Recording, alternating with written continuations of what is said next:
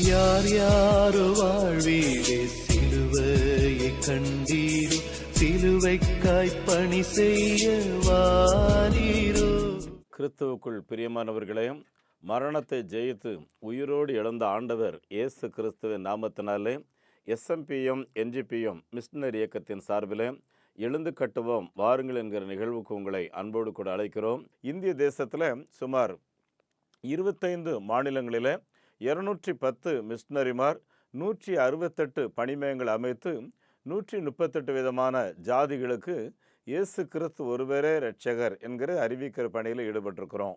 இதுவரையிலையும் செய்த ஊழியத்தின் விளைவாக சுமார் 675 கிராமங்களில் புதிய சபைகளை உருவாக்கி 6782 பேருக்கு திருமுழுக்கு கொடுக்கும்படி ஆண்டவர் கிருபை செய்திருக்கிறார்.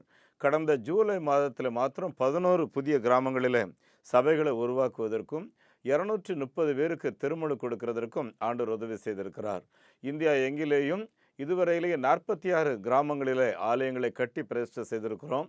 வருகிற 24ஆம் 25ஆம் தேதி 2 நாட்கள் வெஸ்ட் பெங்காலில் 2 ஆலய பிரதிஷ்டை இருக்கிறது. அவருடைய பிள்ளைகளுடைய திருமண காரியங்களை கைக்குடியேற பண்ணுகிறார். அவருடைய வியாபாரங்களை தேவன் ஆசீர்வதிக்கிறார். கடந்த நாளில் ஒரு வியாபாரி அவருடைய மகனுக்கு திருமணம் நடந்ததில் அந்த திருமணத்துக்கு வந்த மொய் பணத்தை எடுத்து ஒரு ஆலயம் கட்ட கொடுத்தார்கள்.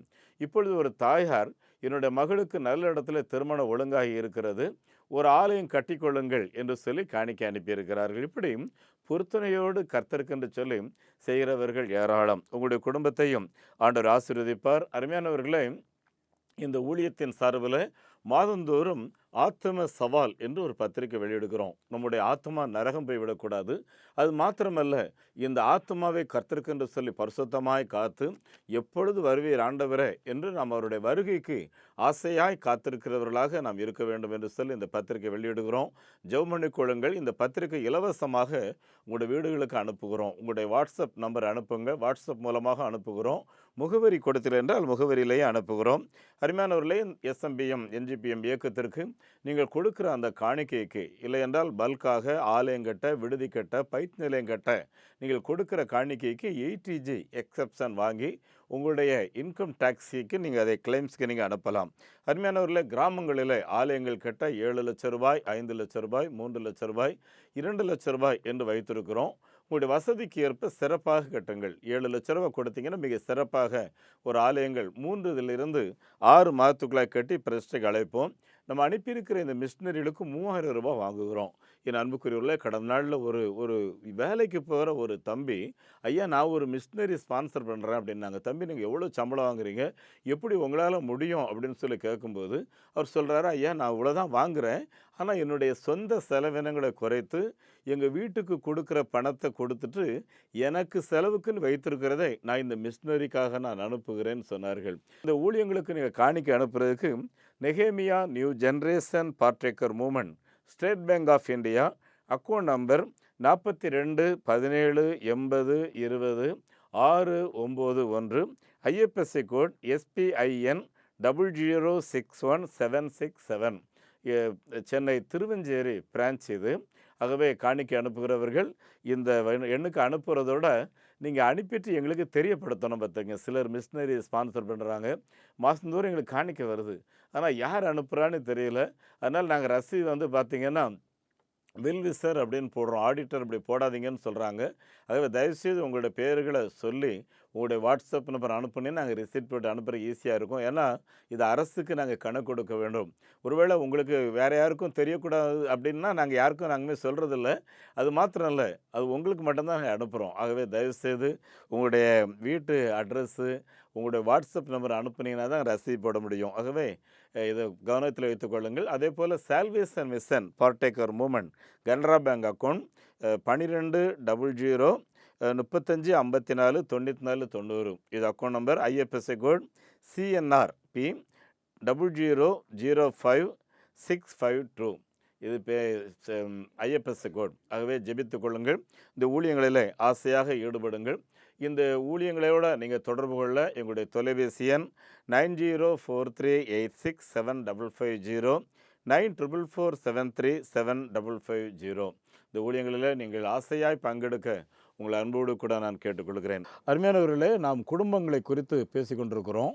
ஒவ்வொரு குடும்பத்தை குறித்தும் ஆண்டவருக்கு ஒரு நோக்கம் உண்டு பார்த்துக்குங்க. அருமையானவர்களே, நோக்கம் இல்லாமல் ஆண்டவர் ஒன்றையும் செய்கிறது கிடையாது. இந்த கொக்கோ கோலா அப்படின்ற ஒரு நிறுவனத்தை நீங்கள் கேள்விப்பட்டிருப்பீங்க. அந்த நிறுவனத்தை உருவாக்கினவர் ஈசா கோன்க்ளர் அப்படிங்கிறவர். அவங்க வீட்டில் வந்து 9 பிள்ளைகள். இவர் கடைசியாக பிறந்தவர். அவங்க அப்பா பேர் சாமுவேல். ஒரு சின்ன மளிகை கடை வச்சுருந்தார். தினந்தோறும் அவங்க அம்மா ஜெபம் பண்ணுறத பார்க்குறாரு. ஏன்னா அந்த வீட்டில் ரொம்ப வறுமை. அப்படி ஜெபம் பண்ணும்போது தான் அவருடைய மனசுக்குள்ள ஒரு எண்ணம் வந்துச்சு, எங்கள் அம்மா ஜெபம் பண்ணுகிற ஆண்டவர் இந்த குடும்பத்தின் தரித்திர நிலையை மாற்ற மாட்டாரா? எங்கள் குடும்பத்தை குறித்து ஆண்டவருக்கு ஒரு நோக்கம் இருக்காதா? அப்படின்னு சொல்லி ஆண்டவர்கிட்ட கேட்க ஆரம்பித்தார். அவர் ஜெபம் பண்ண ஆரம்பித்தார் பார்த்துக்குங்க. அருமையானவர்களே, எப்படி தாவீது அன்றைக்கு அந்த கலவரம் நடந்து கொண்டிருந்த அந்த கோலியாத்தோடு இருந்த அந்த பெலிஸ்திய படைக்குள்ளே போய், இங்கே தாவீது வந்ததற்கு ஒரு முகாந்திரம் உண்டு அப்படின்னு சொல்லி சொன்னார். அதன் விளைவு தான் தாவீது பிற்காலத்தில் பெரிய அரசர் ஆனார். நம்ம எல்லாருக்கும் தெரியும். அதே மாதிரி ஈசா கோன்க்ளர் என்னை குறித்து ஆண்டவருக்கு ஒரு நோக்கம் உண்டு அப்படின்னு சொல்லி தன்னுடைய படிப்பு முடிஞ்சு வீட்டுக்கு வந்தவர் ஒரு டாக்டர்கிட்ட வேலை செய்து, அதன் பின்பு அந்த டாக்டர் ஒரு தயாரிப்பை பண்ணுறாரு. அது வந்து தலைவலியை மட்டும் நீக்கக்கூடியது, வயிற்று வலியை நீக்கக்கூடியது. இதை கொஞ்சம் மார்க்கெட்டிங் வித்தியாசமாக பண்ணி கடைசியாக அந்த டாக்டர்கிட்ட பேசும்போது கோபத்தில் இதை நீயே வச்சுக்கோன்னு சொல்லி அவர் விட்டுட்டு போயிடுறாரு. ஆக ஈசா கோன்ட்ல இன்னும் சில ஃபார்முலா கலந்து அதை விற்பனமாகி கொக்கோ கோலான்னு பேர் வச்சு, கொக்கோ கோலா சாப்பிட்டு பாருங்கள் உங்களுக்கு புத்துணர்ச்சி வரும் அப்படின்னு சொல்லி விதவிதமான விளம்பரத்தின் விளைவாக உலகமெங்கிலேயும் தலை சிறந்த நிறுவனமாக அது மாறுவதற்கு ஆண்டவர் நடத்தினார். அருமையானவர்களே, தன்னுடைய வருமானத்தில் 99% தேவனுடைய ராஜ்ய வளர்ச்சிக்கு என்று அவர் கொடுக்க ஆரம்பித்தார். அருமையானவர்களே, அதே மாதிரி அவர் சொல்லும்போது ஒவ்வொரு மனுஷனையும் குறித்து ஆண்டவருக்கு ஒரு நோக்கம் உண்டு. ஒருவேளை இந்த இடத்துல அமர்ந்திருக்கிற இந்த வார்த்தையில் கேட்டுக்கொண்டிருக்கீங்களா, எனக்கு எந்த திறமையும் இல்லை, நான் பிறந்தது ஒன்றுமே பிரயோஜனம் இல்லை அப்படின்னு சொல்லி. அருமையானவர்களே, நான் பிறந்த இடம் சரியில்லை அப்படின்னு கூட நினைக்கலாம். எதுவாக இருந்தாலும் சரி, உங்களை குறித்து ஆண்டவருக்கு ஒரு நோக்கம் உண்டு. ஒவ்வொரு குடும்பத்தை குறித்தும் ஆண்டவருக்கு ஒரு நோக்கம் உண்டாகவே விசுவாசத்தோடு ஆண்டவரை பற்றும் அறிவிலே உற்சாகத்தோடு எழும்பி வரும்படி உங்களை நான் அன்போடு கூட நான் அழைக்கிறேன்.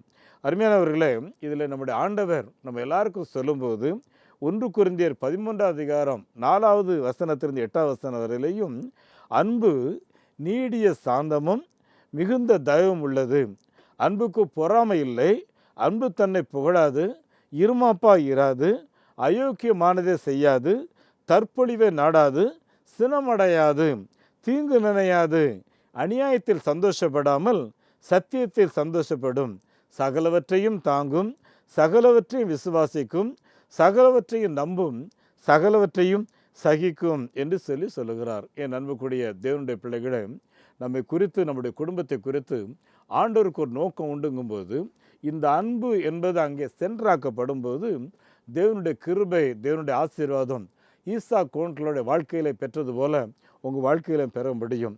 என் அன்பானவர்களே, இந்த குடும்பம் என்னுடைய குடும்பம் தேவனால் உருவாக்கப்பட்டது என்கிற உணர்வு நம்ம ஒவ்வொருவருக்குள்ளாக அவசியம் இருக்கணும் பார்த்துக்குங்க. 2வது, நான் தேவனோடு கூட உடன்படிக்கை செய்திருக்கிறேன். உடன்படிக்கை, என் அன்பானவர்களே, இந்த உணர்வு ரொம்ப அவசியம் தேவை. 3வது, நான் ஆசீர்வாதமாக இருந்தால் தான் கடவுள் யாம் மூலம் மகிமைப்படுவார்.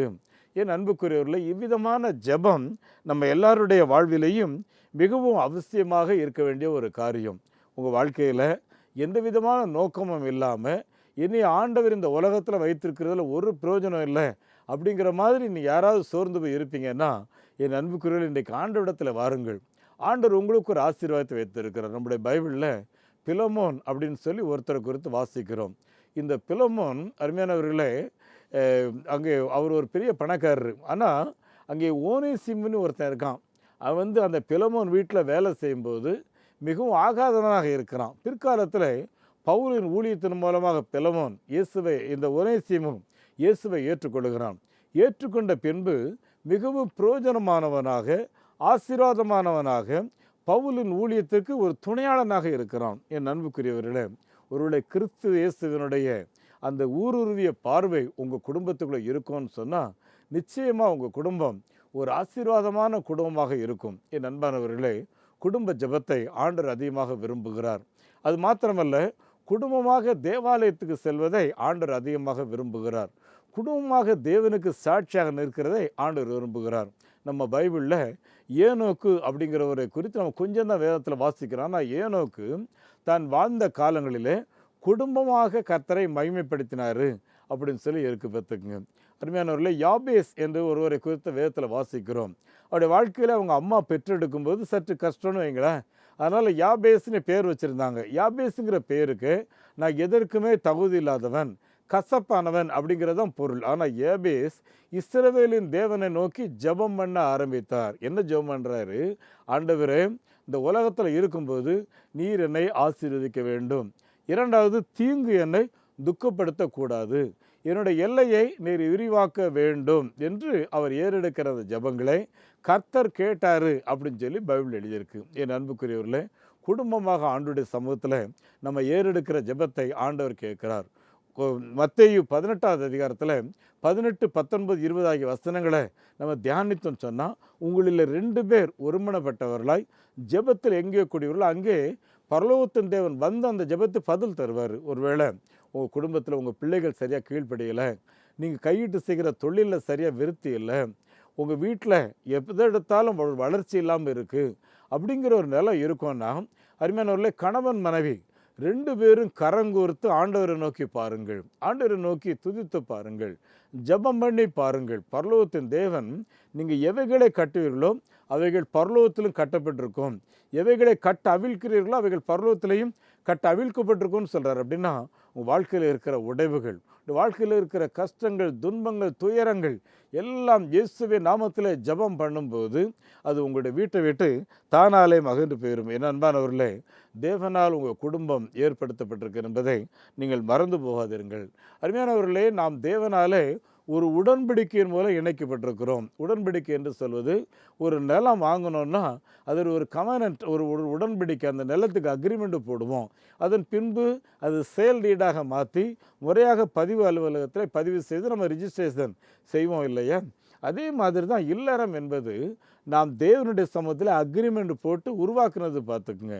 ஆகவே இதை குறித்து நம்ம யாரும் அலட்சியமாக பேசவே கூடாது. தேவனுடைய உடன்படிக்கையை யாரும் முறித்து போட வேண்டும், தேவாலயத்தில் சொன்ன அந்த வாக்குறுதிகளை முறித்து போட வேண்டும் என்று எண்ணக்கூடாது. வாழ்வானாலும் சுகமானாலும் தீமையானாலும் உயர்வானாலும் நாங்கள் உன்னை விட்டு பிரிய மாட்டேன் என்று சில வாக்கு கொடுக்குறோம் அல்லவா? அருமையானவர்களே, இந்த உடன்படிக்கையை கட்டி காக்க வேண்டியது நம்முடைய கடமை. இரத்தத்தினால் ஆன உடன்படிக்கை. என் அன்புக்குரியவர்கள், யூத திருமணத்தில் இரத்தத்தின் மூலம் உடன்படிக்கை பண்ணுவார்கள். அதனால தான் திருமண பந்தம் அங்கே உடையவே உடையாது பார்த்துக்குங்க. அன்பானவர்களே, நம்முடைய குடும்பமும் அவ்விதமாக ஆசீர்வதிக்கப்படும் என்றால் தேவனுடைய பார்வையில் நீங்கள் சிறந்தவர்களாக இருப்பீர்கள். கர்த்தர் உங்களை ஆசீர்வதிப்பார். உங்களுக்காக நான் ஜெபிக்க விரும்புகிறேன். பரலோக பிதாவே, இந்த வசனங்களை கேட்டுக்கொண்டிருந்த ஒவ்வொரு தேவனுடைய பிள்ளைகளையும் இயேசுவே நீர் கண்ணோக்கி பாரும். ஒரு குடும்பம் கூட எனக்கு எதுவுமே திறமை இல்லையே, என்னை குறித்த தேவனுடைய நோக்கம் என்னன்னு தெரியலையே, நான் ஏன் இந்த உலகத்தில் இருக்கிறேன்னு சொல்லி வெறுத்து போய் யாராயிலும் இருப்பார்கள் என்றால், இப்படி நாங்கள் ஜெபம் பண்ணி கொண்டிருக்கிற நேரத்தில் இயேசு கிறிஸ்துவினுடைய கரம் அந்த குடும்பத்தின் மேலே இறங்கும்படி ஜெபிக்கிறோம். முடங்கி கிடக்கிற அந்த வீட்டை தூக்கி நிறுத்தும்படி ஜெபிக்கிறோம். விழுந்து போன தாவீதின் கூடாரத்தை மறுபடி எழும்ப கட்டுவேன் என்று சொன்ன ஆண்டவர் எங்களுடைய குடும்பங்களை கட்டி எழுப்ப வேண்டும் என்று சொல்லி ஜெபிக்கிறோம். ஆண்டவரே, சோர்ந்து போய் ஒரு சூரச்செடியின் கீழாக முடங்கி கிடந்த அந்த எலிசாவை பார்த்து, எலியாவை உனக்கு என்ன வேலைன்னு சொல்லி எலியாவை தூக்கி நிறுத்தின அதே ஆண்டவர் எங்கள் அன்பு பிள்ளையையும் தூக்கி நிறுத்துகிறதற்காக உமக்கு ஸ்தோத்திரம். இது அப்படியே செய்கிறதற்காக நன்றி செலுத்துகிறோம். ஆண்டவரும் அருமை இரட்சகருமாகிய இயேசு கிறிஸ்துவின் நாமத்தில் இந்த ஜெபத்தை கேட்கின்றோம் பிதாவே, ஆமேன். நம்முடைய ஆண்டவர் இயேசு கிறிஸ்துவனுடைய கிருபையும் பிதாவாகிய கடவுளின் அன்பும் பரிசுத்த ஆவியானுடைய நடத்துதல், பராமரிப்பு, ஆசீர்வாதம் இந்த வார்த்தைகளை கேட்டுக்கொண்டிருக்கிற ஒவ்வொருவரோடு கூட தங்கியிருப்பதாக. ஆமேன். இந்த மாபெரும் நற்செய்தி பணியில் ஒரு ஆதிவாசி குழந்தைய நீங்கள் 600 ரூபாய் கொடுத்து படிக்க வைக்கலாமே, உங்களால் ஏன்ற தொகையை கொடுத்து ஒரு ஆலயங்கள் கட்டுவதற்கு தீர்மானம் எடுக்கலாமே, உங்களுடைய பங்குகள் என்ன?